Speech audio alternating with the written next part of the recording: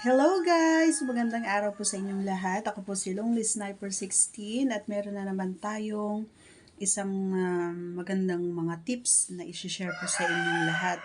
So bago natin umpisahan mga idol, gusto ko lamang pong humingi ng favor na please to subscribe and click our tiny notification bell para ma-update po kayo pag meron po tayong mga new upload videos. E disclaimer na rin mga idol, ang video ito ay para lamang po sa may bukas ang kaisipan at may malawak na pang-unawa.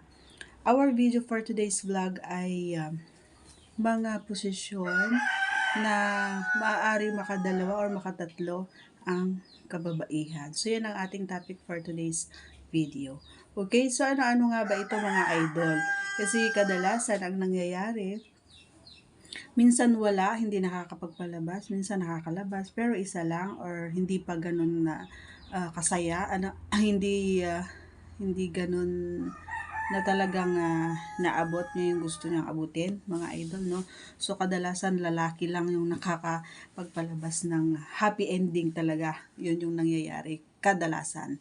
So, tuturuan ko ngayon kayo mga boys para naman maibalik naman yung naibibigay nila ng mga kababaihan sa inyo na saya, kumbaga. So, ano-ano nga ba yung mga posisyon? Magbibigay ako ng mangilan-ilan lamang mga idol para naman ay magkaroon kayo ng idea. So, unang-una ang posisyon na kapag ang babae ay siya yung nasa taas. Kasi kapag ang babae nasa taas, magagawa niya kung ano yung gusto niyang diin, kung anong gusto niyang sagad, kung ano yung gusto niyang giling, kung ano yung gusto niyang kanyod, mabilis ba or mabagal ang gagawin niyo or tama lang ba or matagal ba or mabilis lang ba, ganun. So, yun yung hayaan nyo mga idol, halimbawa nasa taas siya at inabot ng 15 minutes to 20 minutes, yun kasi kadalasan ang nangyayari kasi hindi lahat ng mga babae is mabilis makapagpalabas, no? So kadalasan na mabagal o matagal sila, kaya minsan nahuhuli na nga sila sa mga lalaki kasi mostly sa mga kalalakihan natin is mabilis silang malabasan, kaya maraming nagre-request nga bakit, paano ang gagawin para maiwasan ang mabilis na pagpapalabas. Pero hilingid sa kaalaman natin na ang mga babae is talagang bibihira yung mabilis. Karamihan is matagal. Alam nyo kung bakit? Ano yung reason? Kasi nga po, hindi nyo alam kung saan yung kiliti niya. Kasi nga kulang kayo sa communication. So, lagi-lagi na kausapin nyo yung partner nyo kung saan ba siya na nag-enjoy or saan siya masaya or saan siya mabilis na arus, kumbaga. 'Di ba? Pero hindi nyo alam na nagagawa nyo na yon pero kulang, hindi sapat, okay? So, halimbawa siya yung nasa taas mga idol, habang siya yung nagtatrabaho, gumigiling sa taas, ang gagawin mo is sumabay ka. Anong sabay ang gagawin mo? Pwede ka rin gumiling kung gusto mo, sabayan mo siya. Or pwede mong hawakan yung kanyang tinggil or di kaya yung kanyang usos, di ba niya, kanyang utong. Pwede mong gawin yon para pag halimbawa, minsan kasi yung babae sinasabi na makapagpalabas na, so tuloy-tuloy pa rin siya, no?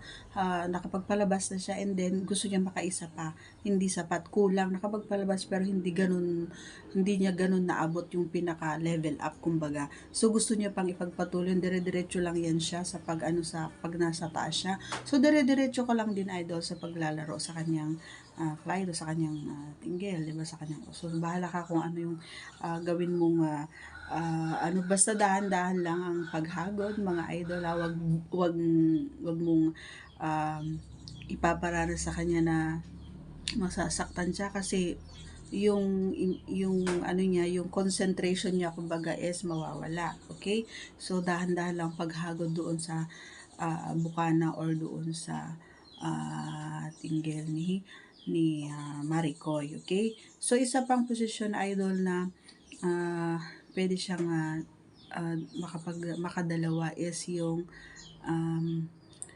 nakahiga siya naman yung nakahiga, and then ikaw naman yung nagtatrabaho. So, paano ang posisyon ng paa? Nakataas yung dalawa.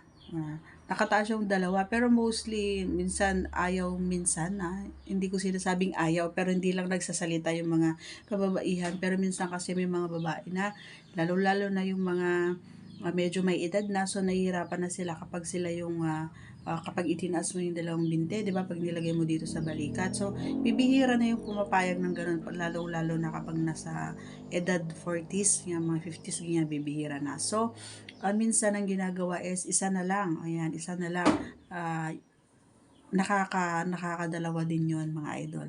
Kasi nga, kapag yung binti kasi is nakataas, ano talaga, nakatodo talaga siya. Talagang naaabot yung sinasabi nila na spot. Yun na medyo nakikis-kis nun. Ayan, kahit na maliit pa yung junjun mo, basta pag ganung posisyon ng binte is talagang nakakaskas niya yun. At saka medyo nahagod niya rin ng kaunti yung tinggil. Yun. So, basta yun yung importante. Medyo hagod-hagod mo ng kaunti yon. And then, syempre, kung naaabot mo naman yung usos, yung utong, di ba? Kumustahin mo din, di ba? Dahan-dahan mo lang. Medyo papyaw-hapyawan mo lang sa taas niya para medyo may halong kiliti, kumbaga. Ganon. So, isa pang posisyon mga idol is yung nakasandal ka or nakaupo ka. Ayan, nakaupo ka sa sofa, ayan, or sa silya, or nakasandal ka sa kama, and then, siya naman ay nakaharap sa'yo na nakaupo. Siya yung nasa taas. Nakaharap siya na nakaupo, no? So, bakit ko nasabi minsan nakakadalawa talaga. Talaga pag ganun. Pag ang babae kasi, kapag nasa taas yan, kahit na natapos na yan, minsan humihirit pa talaga yan.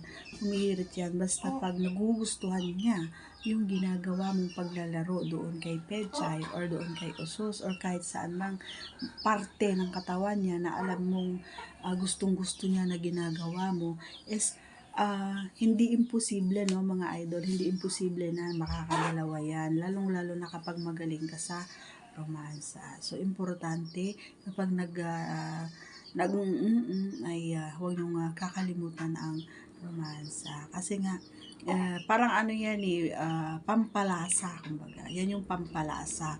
Parang pinaka main na sahog na lang yung pag pump or pagkanyod mo. Yun yung ibig kong sabihin. So,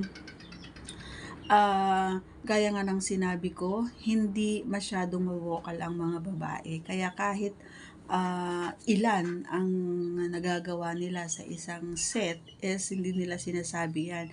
Pero depende doon sa posisyon na gagawin nyo.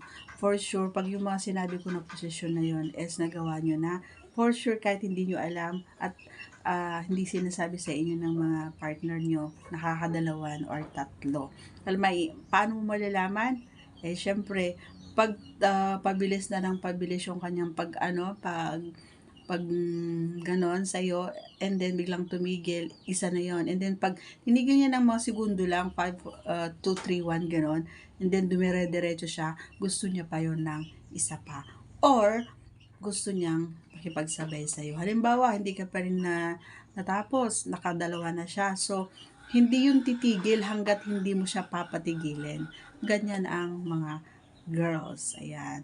So, hindi, gaya ng sinabi ko, hindi pare-parehas ang resistensya, no? Lalo na kapag nasa 40s, ganyan, hindi na pare-parehas. Parang sa mga kalalakihan lang din. So, ang importante dyan ay mag-exercise, ayan, kumain ng masusustansya, mga gulay, ayan, yan ang importante. So, at syempre isa pa yung communication, very very important yan mga idol. So, huwag niyong kakalimutan ang makipag-communicate sa mga partner niyo. So, kung ano yung gusto niya, gawin mo. At kung ano yung ayaw niya, hindi siya pumapayag, huwag mong pilitin. Respetuhin mo at galangin mo kung ano yung decision niya. Okay?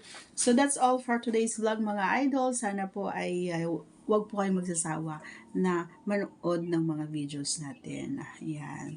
See you on my next vlog, guys. God bless you all. Bye-bye.